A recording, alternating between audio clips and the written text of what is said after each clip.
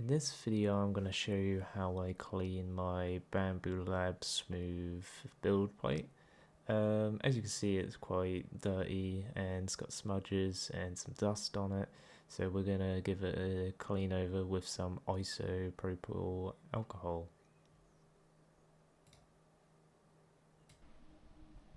You're gonna want like some kitchen roll or some durable tissue or something like that, or even like a microfiber cloth, and you're just gonna dab a little bit of the alcohol into what you're gonna use, and then just give it a nice wipe over the build plate, and it will start taking out those smudges and picking up those like bits of grime and dust and whatever, and it'll start looking a bit nicer, and it'll